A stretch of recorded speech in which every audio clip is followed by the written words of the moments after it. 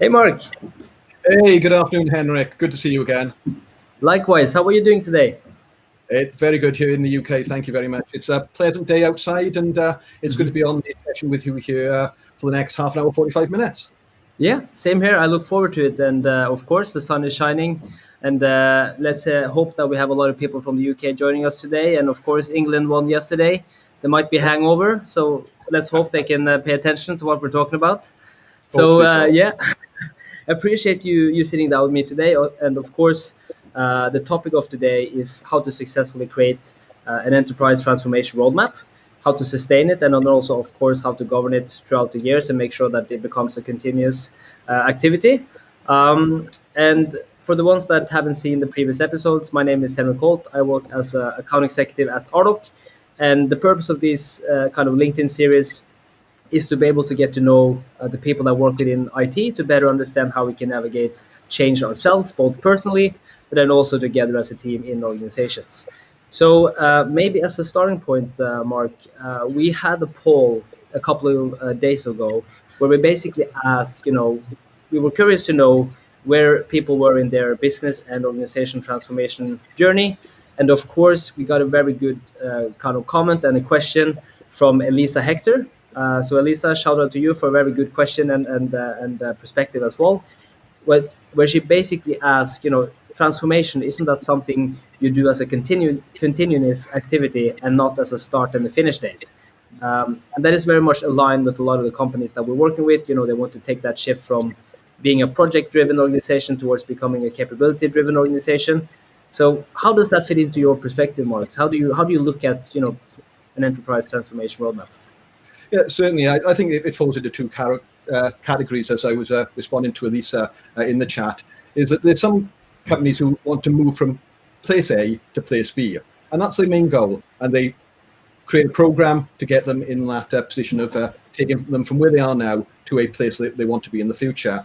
But the best companies in the world, I would say, are the ones who are in a continuous state of transformation.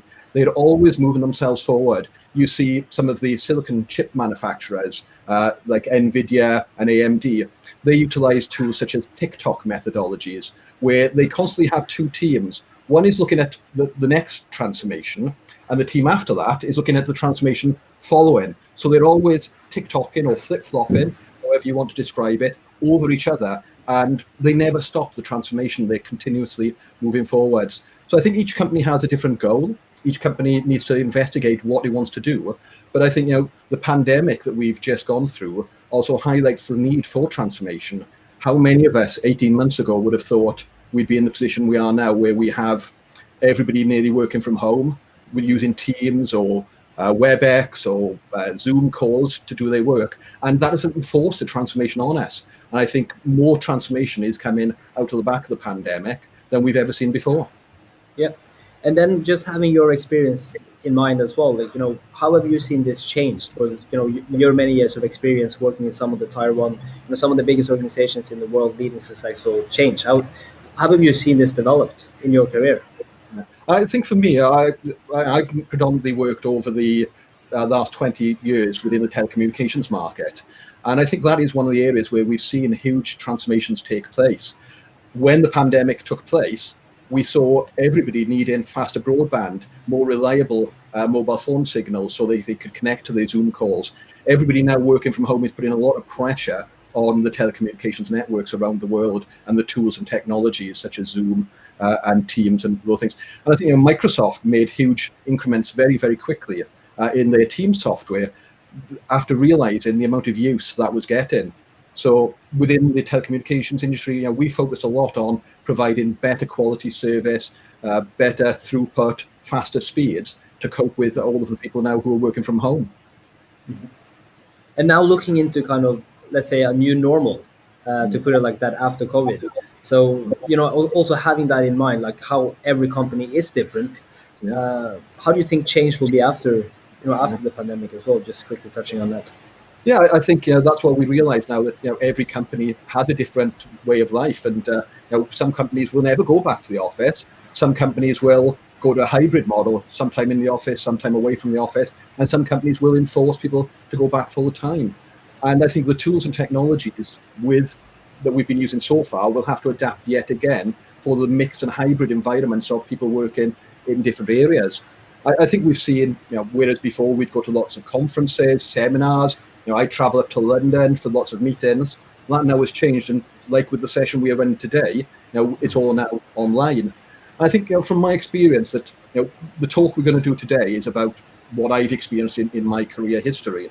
But everybody needs to reflect on what company they work for, what the future is of that company, because while I might say one thing, that might not resonate with yourself in your organization. So bear in mind that you need to adapt and change for your environment and what you want to do within your organization as part of any transformation roadmap. Yep. And of course, we're going to take a look at some concrete, practical steps that, a lot of organizations can have in common. But if we just try to let's just try to break down an enterprise, transformation roadmap. Like, first of all, how would you define that? And second of all, how would you kind of go about establishing a secure practice for achieving that as well? Yeah, I think for me, I break down the actual transformation roadmap into 6 key stages. And the first one is the strategy. It comes back to the points I was previously making about what does your company want to do? What is the outcome? What do you want to achieve? And what is the need of the organization? So you have to work very hard with your senior business stakeholders, the CXO level within your organization, to map out what the transformation is. How would you get the buy-in from your senior stakeholders, which is extremely important when you're doing a large-scale transformation in an organization? You need that buy-in from your senior stakeholders. And what is the value? We all think transformation is great. We all want to have the latest and newest technology, but we have to be realistic in the world that transformation is expensive. It takes time. So what value is the transformation going to bring out? Moving on from what the strategy is, we then need to look at our current state. What do we have now? What is good? What is bad in our current state? And analyze what we want to transform. And that could be business processes, technology solutions, could be the organizational structure and the organizational operating model itself. And that brings you on then to the target state. What do you want to get to? So this is where you're building your map of your current state, but what do you want to achieve? And what are going to be the KPIs, the SLAs, the targets you're going to manage the success of the transformation by. And once you've then got your starting point of A, your current state, your strategy, which will give you your target state, you then need to build a roadmap of how you're going to move through the stages, because it could be a 6-month project, it could be a 3, 4, 5-year project of work to deliver the transformation. So you're going to need to build out the roadmap. Where can you achieve value during the transformation? Can you achieve value every 3 months by increments of the solution every 3 months? Or do you have to wait for 6, 9 months to do an increment? I think in the world we live in now, fast speed to market, fast iterations is the best way to move forward. How do we implement? If we're implementing new technology solutions, that might be a change in your team, your structure, your organization, your target operating model. So it's not just about delivering one thing. You have to take the holistic view of what and how the whole transformation hangs together to move us forwards. And then at each stage, once you've delivered something, you've delivered an increment, you've made a change, you need to then monitor it. Has it achieved what you wanted to do? Has it taken you the step forward? Or do you need maybe now to think, okay, the world's changed. In the 3 months or 6 months we were doing this first increment, has the world moved on? Has there been another pandemic? Has something changed? And now we need to look back at, is our strategy the same? Is the target still the same? And then reflect back and move through the cycle again. Yeah, and just on that point as well, like how the strategy has changed. We got a question here in the chat. Just want to kind of raise that as well, because I think it was quite relevant. So it was a good question. So it's basically, has the demand for higher broadband speeds been comparable with the demand from home users? Trying to understand whether the demand is a simple shift from city centers to residential, or if it's more to it. Complex question, but maybe you have some thoughts. Yeah, I think it is a complex question. I think for me that it's quality of service and speed. If you live out in the countryside and you had a very poor service, operators now are trying to deliver you different ways of receiving your broadband. It might be through a 4G or 5G mobile phone signal. You look at Elon Musk at the moment delivering these Starlink satellites. You can access broadband no matter where you are in the world, in the desert or in the mountains of a country. And I think it's more about that. We're on a call now.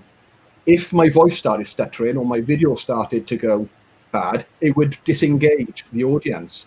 So I think one of the key things we're seeing is the move is to making sure we stay at stable speeds and stable quality of service. Yeah.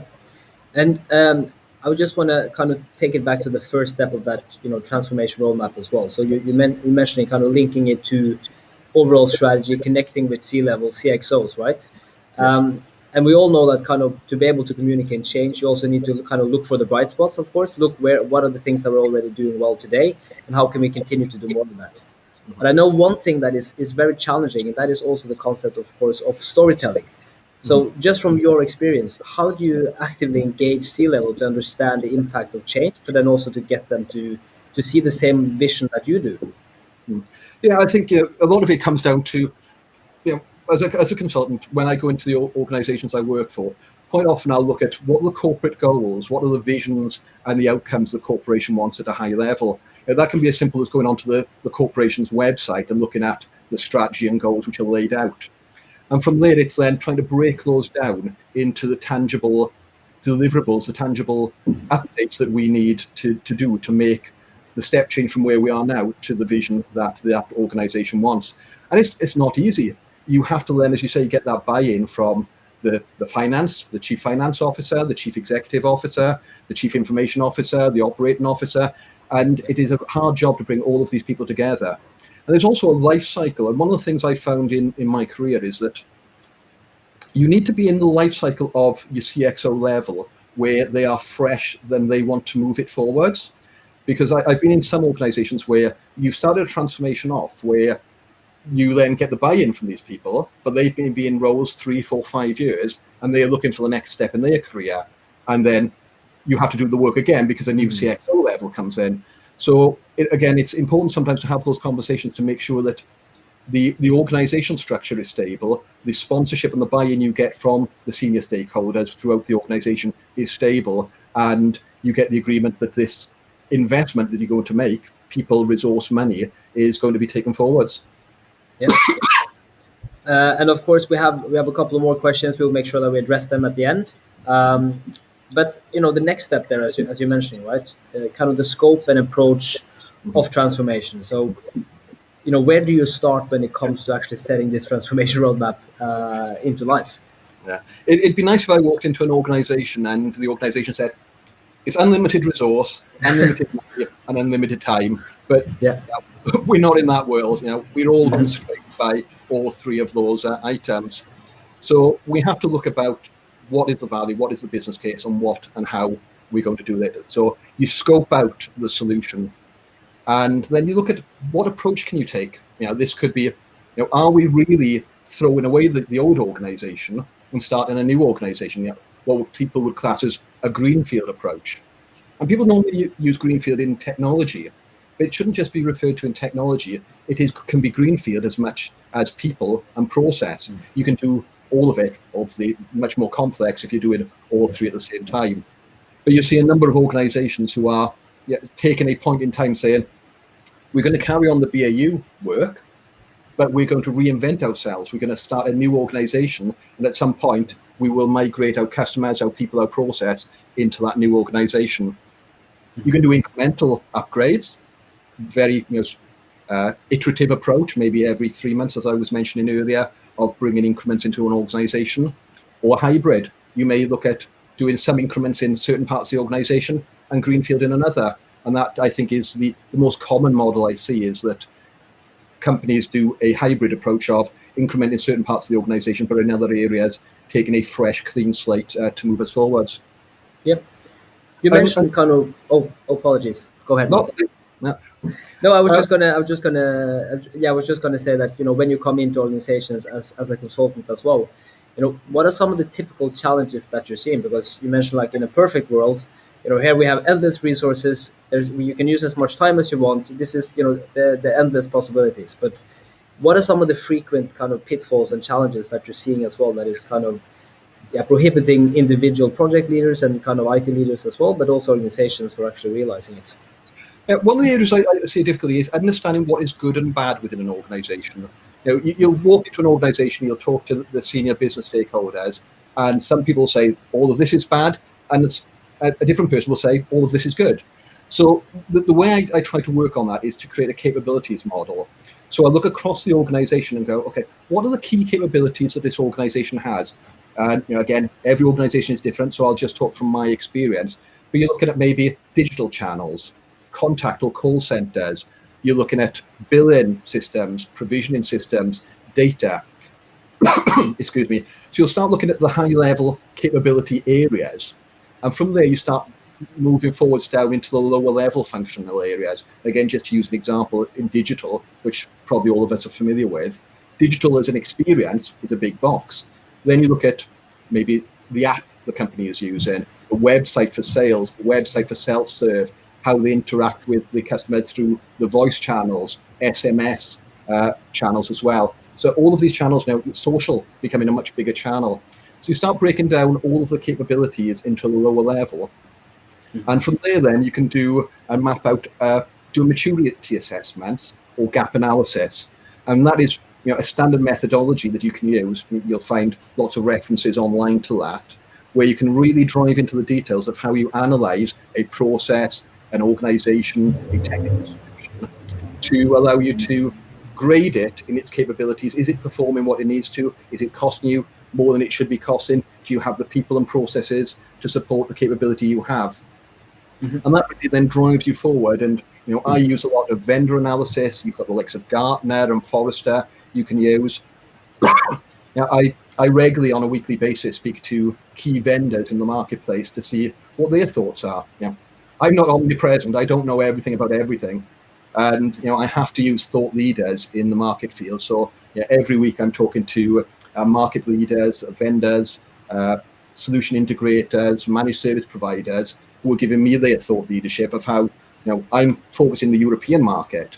Quite a lot of the vendors I talk to may be in the APAC area, the USA, the Latin Americas. So again, that gives us thought and leadership about how organizations around the world are doing what you are doing or what you want to achieve and how they are doing it better. So that gives you a really good starting point then to make us forward. And then just quickly on kind of, let's say we look at this from an architecture lens, looking at this from a typical enterprise architecture journey as well. So, where does the enterprise architecture function, or kind of the architecture function, fits into a transformation roadmap? It's one of those interesting things I always think, because people mainly in the enterprise architect field have, in the past, historically, come from an IT background. And I think that's one of the difficulties we have sometimes in when we start engaging with our senior stakeholders. They go, well, you're a technology person. That's all you're interested in. But enterprise architect should be about the holistic view. It's about people, it's about process, it's about technology. So while I'm thinking about technology and how I can solve a problem with technology, that's nothing without how the people are going to work. And some of the key challenges is with people. I work in a transformation environment. I move from company to company. I transform myself quite often in each of the companies I move to. You may have people in those organizations who haven't moved job maybe for 10, 15, 20 years. That person change, that interaction with a person is very difficult, because you have to convince them, you have to get evangelists in place to show the benefit. So the enterprise architect in its true context is the whole. It should not be a technical enterprise architect or a business enterprise architect, though they do have needs for specialities in certain areas. When you sit at the top of a transformation as the principal enterprise architect, you are looking at the whole picture. Let's say people, process, technology. Yeah, we often hear this, phrases such as, legacy technology. We have a lot of technology depth. We have a lot of shadow IT. But then more and more people now are starting to also talk about, legacy culture. This is how we've already, always done it. What we are doing is working. Why do we need to change? So, how do you paint that picture? Because people don't like change. Sometimes you need to paint a very bad picture, saying that if we don't do this, we're not going to have jobs within the next year. That people people need to have some dramatic effects to be able to make those changes. But in an organization, how do you make that shift, or how do you communicate why we need to change? Yeah, I think it's very important to communicate that, and we can use key metrics. There's NPS scores. There's you look at your customers. Are your customers still buying from you? Are they churning from your organization? So I think that's one of the first methods you can use to actually say, do you need to change as an organization? And I think we see organizations who are in constant change, in constant flux. And we have to use, you look at the financial sector in the UK, now we have the fintech market coming on, who are challenging the established big banks of the world because they're different. The big banks have done it well for 100 years now. And it's only recently, with the open APIs that have come in from the financial services industry, that the fintechs really have been able to grasp themselves into the market. And Atom Bank, Metro Bank, to use examples from the UK, are making inroads because they're lean organizations. They haven't got the historical processes, the historical constraints. They've been at the forefront of remote working, hybrid working patterns, continuous delivery models. They've built themselves up through DevOps, for the people who are technical on the call, and all of these agile methodologies, whereas a lot of the older organizations, and hopefully I'm not insulting anybody from a financial services background who is on the call today, but those financial services industries have realized and are realizing that the way to change is to move to the same model as these smaller, fast-moving organizations. And we see it in the telco market, where we have virtual network operators who are starting to steal a slice of our pie, because they are agile, they can be innovative, because they don't have the baggage that we've encompassed over the last 25 years in mobile phone services. Yeah. So talking about kind of, and not to disrespect anyone on the call, of course, but talking about David versus Goliath, and the big banks versus the more open banking fintech solutions. So how do you secure kind of, because there's a governance element here as well, right? It's kind of business as usual, but at the same time always making sure that, let's say if you have 5 key points, like it's in your transformation roadmap, that you need to kind of follow, ensure that that becomes sustainable and that goes by itself, but then always making sure that you're also improving it. So how does the governance perspective come in here as well?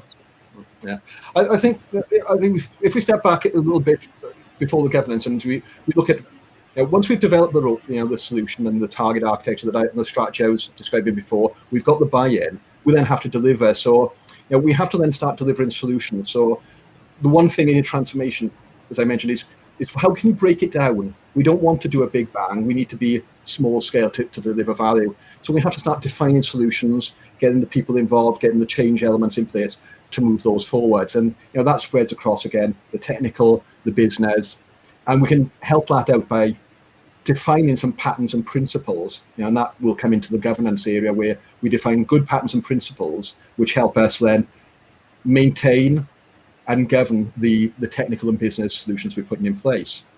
And those delivery vehicles, then we do them in a series of projects. We build the roadmap, we look at the resources, the needs and the outcomes of those, and we start delivering on those. And as I say, it's very important to reflect every time you're delivering a project. Are we achieving what we need to achieve from that project? And is the world changing around us? Is there a new competitor? Is there a new product? Is there a new dongle or widget that has come to bear that we need to bear in mind? Because that will make us look back at ourselves at an enterprise level and a strategic level, and make us change the roadmap going forwards. But to come to the sort of the wider point around governance, all of this that you're doing, maybe over 6 months or maybe over 5 years, needs to be monitored. And good governance, that's financial governance. Are we delivering the value for money? Again, it comes back to, we don't work in a world of unlimited resource and unlimited time and unlimited money. Are we delivering value for money? So your governance has to be in place for that. Risks. What risks are we taking? Are we a risk-adverse organization? In the mobile phone world, we can't take many risks with our network, because if we mess up the network, we have complaints very, very quickly, and customers churn away from us. Financial services, again, you can't take risks with money. So how do you manage your risks as part of the governance process is important. And what assumptions have you made when you started it out? How do you manage the whole and govern all of the projects? Are they all running at the same time? Do you have individual products? Do you have big programs? So you have a structure, a PMO, a project management organization over the top, managing the projects and applying governance there. You've got technology. What is the technology? What is the governance you apply to your technology and the vendors for that technology? What are the outcomes I'm demanding from the vendors who are supplying me the tools and the solutions for the space I'm delivering in? Yep. And overall, we have to look at the governance. Do you have a good governance structure? I think if you're looking at a large-scale transformation, you will have a governance body which sits above the technical. You have governance bodies who sit above the business. You have steering groups sit above. You have the CXO level, who again are looking for the payback, the investment they're making, how that's being guaranteed for them. And lower down in the structure, if you're running maybe an agile methodology, you would have governance in your development and design and delivery teams. So all of it comes together. So while the dream of doing a transformation program is wonderful, without good governance, without good control, the whole thing will fall apart very quickly, like the proverbial house of cards. Yep. So we're coming to the end of today's session. So we have received a couple of questions there. I want to make sure that we address it before the end. Certainly. So maybe we can start with the questions, and then we can wrap it up with some key takeaways, Mark. And then if there's any further questions, we can answer that as well. So let's start with one question here. So I can't see who is asking it, but I can see that there's a couple of questions here. So do you see it as a challenge or as a benefit to be driving this from a position outside of the enterprise? And I'm thinking then maybe from a consultant perspective, coming into the organization and seeing things from the outside. I think it gives me a perspective that I don't have a personal relationship in terms of what I'm going in and what I'm seeing. If you are inside an organization, sometimes maybe you've owned it, you've built a system or a process or a department over years, and it is very hard then as a person inside the organization to see the difference, to see the change, and to want to change, because you might be in a comfortable pair of shoes. As a person from coming outside as consultant and with experience of being in many organizations, I sometimes can bring a fresh perspective of company A has done it better than you this way, and you can then use that as a way of convincing and sort of evangelizing about how the company you've worked in can do things better. And it's also probably easier to kind of, just as you mentioned, like if you've been very comfortable, and also coming from the outside, it is maybe easier to come with some new perspectives on how things have been done, and you can also add your own experience into the mix as well, working with similar organizations. There's a question. There's a question from Igor Agaev as well. What is the difference between architect and an engineer, and what is the purpose if an architecture transformation? Okay, thanks for the question, Igor. I'll try to take this back to, if you think about a building. I work in enterprise architecture for corporations. I'm not building blocks of flats or office blocks. If we take it back to the simple analogy there, the architect for me is the person who draws the plan of how, and as a sort of a senior architect, a principal architect, I would draw the vision of what the office block is going to look like. So I've got that very big picture, the holistic view. There then will be specialist architects who might design each floor of the office block because there's special needs for those floors. And for me then, the engineer is the doer. That's in many ways the engineer, the electrician, the plumber, the carpenter, who's going in to actually do the hard work of making the changes and facilitating the changes. And the architects are then always constantly working with the engineers, making sure the engineers are staying to plan, again, providing governance structure, making sure that the engineers work to patterns and principles, so that holistically, when the office block is finished, you have a stable office block which fulfills the client's needs. Mm-hmm. I think that's yeah. Sorry. No, sorry, go ahead. Yeah, so the second point, or second question, that what is the purpose of if an architecture transformation? So I think from there, again, it comes back to what, Igor, you mean by architecture, because as I mentioned earlier, you have technical architecture. Do you have a system or solution which is out of date, out of version, failing because it's on hardware that can't be changed? So you have a technical transformation where you will bring in a new vendor, a new solution, and that will enforce change on your business because you've had to replace a technical solution. And then there's the business transformation side of it as well. So that's business architecture, where your processes are not working, they're not efficient, they cost too much money. You are, again, suffering at the hands of a lean startup organization who's doing the same task with 1/10 of the staff. And that's where you look at the business process and how you lean down your business. So that would be the business architecture transformation. And most times, it's a mix of both. It's technology with business. Yep. And also, of course, if there's any other further questions, feel free to write them in the chat as well, and we will make sure that we follow up with at least Mark's perspectives on this after the conversation. Yeah. As kind of as a yeah. Yeah, I was just going to say, I've just seen an interesting question from Johan. Have you noticed transformation becoming more difficult during the pandemic? Everybody working remotely. Personally, Johan, no. My role, I'm sat here in Wiltshire in the southwest of England. I am talking daily to people all over the world, and in many ways, it's so much easier because we're all working together. We're all using Teams and Zoom and WebEx. We don't have to travel and live in hotels. We're not moving. I don't know if in your office, Johan, if this is a problem for you, but meeting rooms, trying to book meeting rooms every day has been, and it's actually a thing when I go into organizations. I remember saying this to a client a number of years ago when one of the senior stakeholders was asking me to define what is the most difficult thing of a transformation. And I said, this will make you laugh, but booking rooms, because a transformation requires lots of meetings. Yes. And if you've got an organization which has 10 meeting rooms, it might be that you need those 10 meeting rooms for a period of 6 months.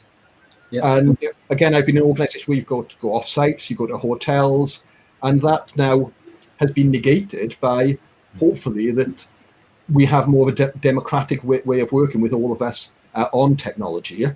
But the downside is making sure you have a good agenda, you have a good facilitator on the session, because some of us, I consider myself quite an extrovert. I'm happy to talk, happy to speak up, but they are introverts, and it is very important to get the views from those introverts, the people who are not contributing into the sessions.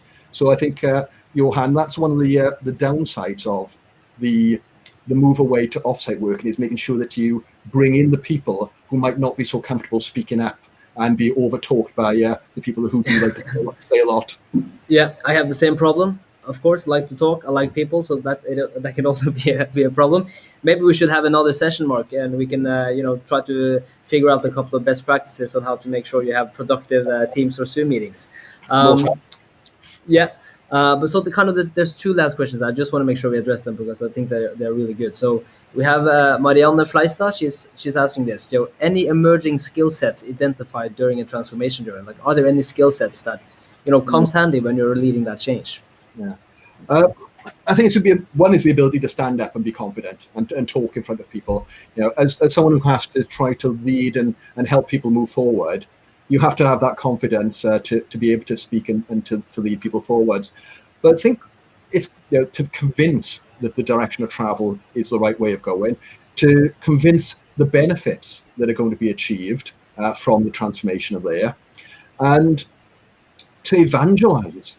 The one thing I always find is when you're doing a transformation, you need to bring a core group of people who become the change agents. They're the ones who want to do the change, and then you send those out. To look at maybe from a religious perspective, you send those out. They're the evangelists. They go out knocking on the doors, sending the emails, talking to their teams, and selling the dreams of what the transformation is going to bring. And as well as selling the dream, actually being human and accepting the fact that there's going to be a lot of nervous people in the organization who will be affected by change. Their job, now they may have done for 10 years, will change. You have to be conscious of that. And I think one of the things, in some of the summary I'd come up with for this, Henrik, is that you have to build trust. You have to be within an organization and build trust with the people. You have to communicate. Communication is crucial. All of us like to know when a transformation gets announced, and in the business, the whole of the organization know about the transformation, but then you don't say anything for 6 months. People go, well, what's going to happen to my job? What's the organization doing? You have to communicate frequently. You have to be flexible. You have to be able to change. I mentioned earlier, competitors change, the market changes, products change, pandemics arrive. You have to be flexible to deal with these things. Yep. You regularly review. Are you doing the right thing? You regularly iterate your thoughts. You don't get stuck in a dogmatic position of, I decided this 2 years ago, I'm sticking with it. Yep. Be flexible, change. So agility and the ability to flex with the organization And finally, I suppose, on sort of the summary area, I'd like to say, issues and risk management. You need to track them, because at some point, someone will have told you something a year ago. They've given you the warning. They've said this is going to be crucial later on. And then if you don't pay attention, if you don't track that, you don't monitor it, and you don't come up with a mitigation for that issue or risk, then in a year's time, that will come and bite you in the backside. And that's never good for anybody, especially if you've been told about it. So make sure you manage your issues and risks throughout the journey. Amen. And then also, of course, when organizations are not communicating with their employees, like people always expect the worst if they don't know. So I totally echo that. I think communication is going to be crucial regardless of what you're doing, and especially through change projects. And we have a question from Sue here as well, Sue Sanders. So, what techniques do you use to get business users to see the long-term vision nirvana situation, which is a good way to explain it? And I'm guessing a lot of the points that you mentioned is already addressing that as well. Yeah, I think, Sue, thanks for the question. I think, the nirvana, the dream. Now, I might have the dream in my head. You might have the dream in your head. But how do you get that dream, that nirvana, out to the organization? And I think, that communication, that trust, going out. And it's not sending an email. So emails are good. Giving a weekly status update is good. But you have to get the senior stakeholders in your organization, getting the CEO, the COO, the CTO, whichever is the key stakeholder or the key communicator within the organization, to deliver the message. Hold town halls, sell it. And again, it comes back to maybe that sort of religious experience of, if you can get people in a room, if you can get them enthused and give them the vision, tell them the benefits. We're going to get more customers, which means more bonus. It's going to secure your job for longer term. You're going to have better tools, technologies. Sell them the dream. Sell them that nirvana. Tell them what this. But also, be honest. Tell them it's going to be difficult. There's going to be change, but hold their hands to manage them through that change. Yeah. I think we have a new magic quote now by Sue, and that's "Sell it like it's nirvana. Sell the nirvana." I think that's a good quote. So yeah, we're gonna try to wrap up this session now, but we have a comment from James, and it might be a kind of a stupid thing from my side, but he mentioned kind of 1990 rule. For me, I don't have any kind of familiarities with this. Do you know what that is, Mark? I think James is talking about the different levels of information and what you need to be doing through it. So it's 90%, 9%, 1%. So you break down the project and the information you're given. And so all of these elements that you're doing within the program, you apply. 90% of it is in this area, 9% is here, 1% is there. So I think that's what James is probably trying to say, is that 90% of the work, 90% of the issues, 90% of the flexibility you need to do, and then the other parts are much smaller. If you get the 90% right, you're all good. You just have to manage those smaller elements. But important as they are, you have to focus on them as well. So it's much the same with the Pareto rule as well. Like 80% is more than enough.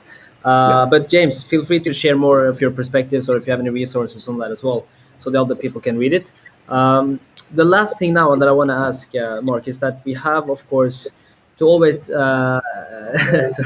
is always kind of always working to improve ourselves as well. And right now, I know that you're reading the Phoenix Project as well. You're trying to read that in the nighttime, because it's a fictional book about how to bridge business and IT in practical ways.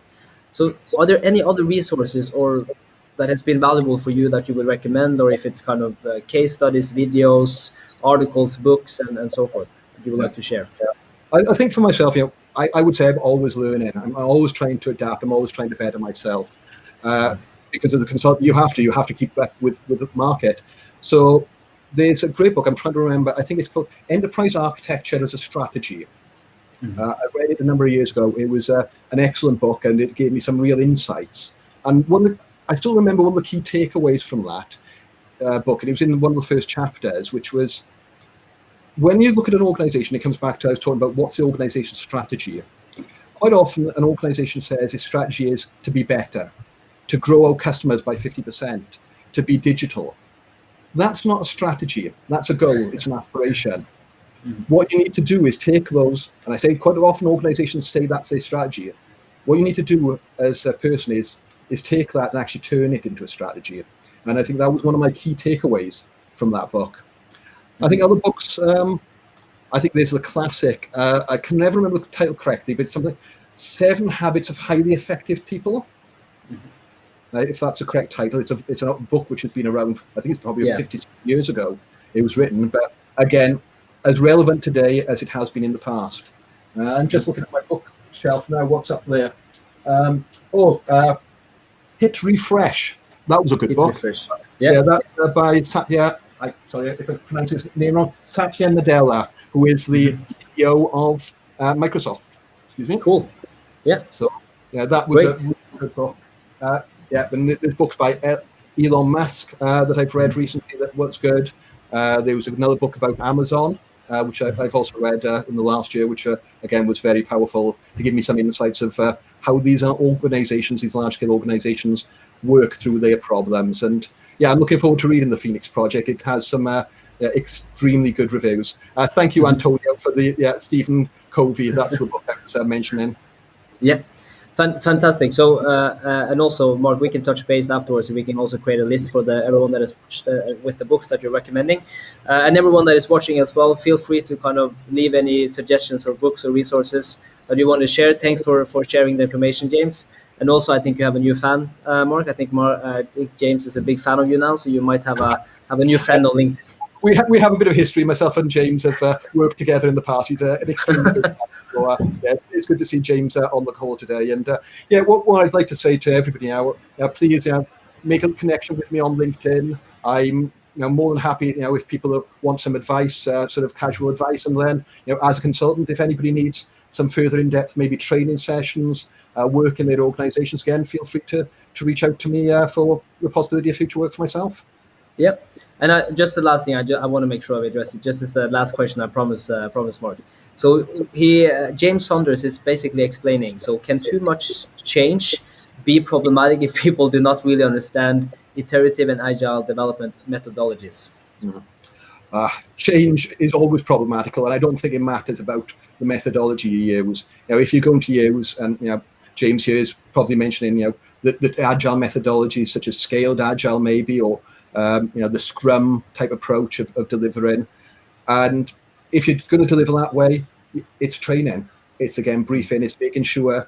And quite often organizations bring in consultants like myself who may have experience, and they might bring in consultancies, the Accentures of the world or the IBMs, the big consultancies, and they come in as experienced people. What we have to make sure of is when we're doing the transformation, that training, that mentoring is provided to the permanent members of staff. They have to be the ones who are going to own this organization after the transformation. So it's important that the training gets given to them, they are brought on the journey, they're involved in the journey, and it's not just run by a consultant or a consultancy as part of the journey. So change is problematic, James, I would agree with you, and we have to make sure that we bring people along, hold their hands, and comes back to the summary I gave you earlier: trust, communicate, flexible, iterate, agile, and issue and risk management. And hopefully if you capture all of those and you do those well, the change is manageable. Thank you so much for sharing, Mark. And I think that is a great finish to this third episode of Behind the Future. And then also thank you for the shout out, Stephen, as well. I think it's great to hear that it was valuable. We have our upcoming event. It's going to be next month. It's going to be on the 12th of August, which is also going to be interesting. We're going to talk about the concept of enterprise architecture and kind of continue that dialogue as well. So thanks to everyone that has joined today. Hope it was valuable. Feel free to shout out to me or Mark if you have any questions or if there's any perspectives you want to share. And we look forward to seeing you next month. Have a great week and enjoy the summer. Thank you, Henrik, for the opportunity today to present, and thank you all for listening to me talk today, and have a great rest of your day. Talk to you soon. Bye. Bye.